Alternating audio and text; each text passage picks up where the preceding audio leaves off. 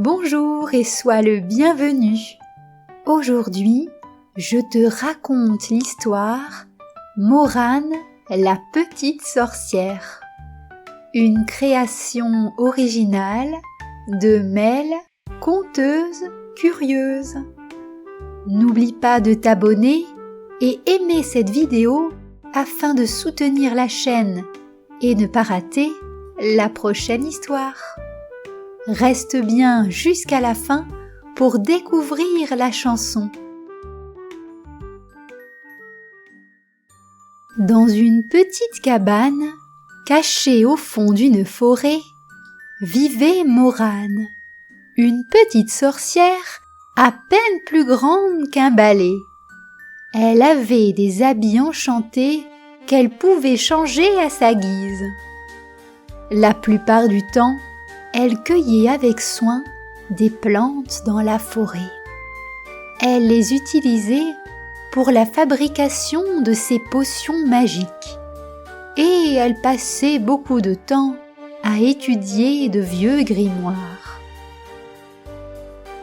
Mais Morane avait un problème.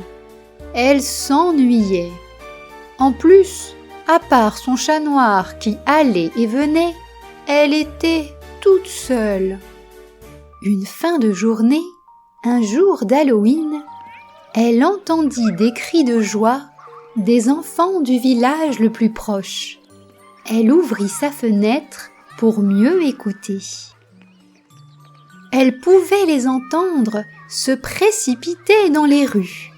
C'était l'heure de récolter les bonbons. Des rires joyeux s'élevaient. Les enfants couraient de maison en maison, leurs sacs se remplissant de friandises colorées. « Mais pourquoi ne m'invite-t-il jamais ?» soupira Morane. Elle réfléchit un moment, puis une idée lumineuse éclata dans son esprit. « Puisque personne ne veut jouer avec moi, je vais m'amuser à ma façon. » Morane saisit son grimoire poussiéreux et tourna les pages à la recherche du sort parfait. « Ah, voilà !» s'exclama-t-elle en trouvant un sort de téléportation des bonbons. Et elle installa son chaudron magique. Devant celui-ci, elle récita la formule. Abracadabra, bonbons colorés, chocolat bien sucré, dans ma cabane venez voler, dans les sacs disparaissez sans pitié, Halloween sera mon festin enchanté. En un éclair, tous les bonbons des enfants commencèrent à disparaître de leurs sacs et à réapparaître dans le chaudron de Morane, jaillissant par dizaines. « Victoire !» s'écria-t-elle en mangeant des tas de sucreries. Elle en mangea encore et encore, jusqu'à en avoir mal au ventre. Elle s'assit par terre, le goût de la victoire vite passé. Et elle se sentait toujours seule. Les enfants du village sont dépités de voir leurs bonbons disparaître. Ils pensèrent immédiatement à la petite sorcière qui vivait non loin de là. Elle a dû nous jouer un mauvais tour, pensèrent-ils. Un petit groupe se mit en route et marcha jusqu'à la cabane de Morane.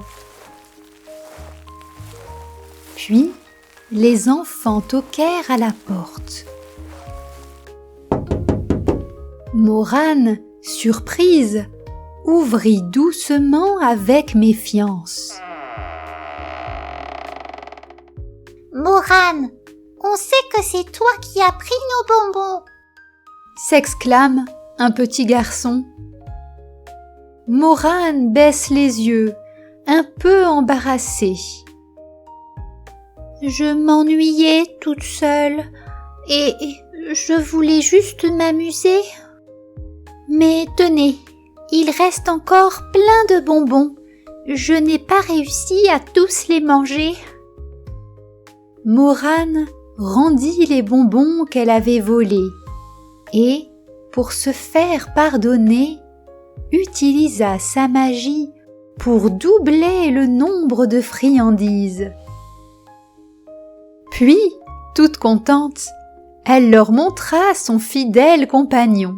« Regardez, j'ai un chat très mignon et très gentil.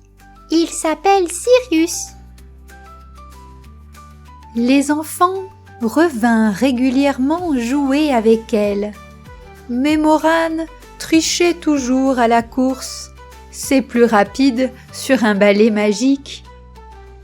Et elle se mit à offrir des paniers de fruits récoltés dans la forêt, et elle recevait en échange de délicieuses pâtisseries. Les enfants l'invitèrent même à la fête du village. Depuis ce jour d'Halloween, Morane ne fut plus jamais seule et ne fit plus de mauvais tours, ou presque. Et elle apprit que l'amitié est plus douce que n'importe quel bonbon.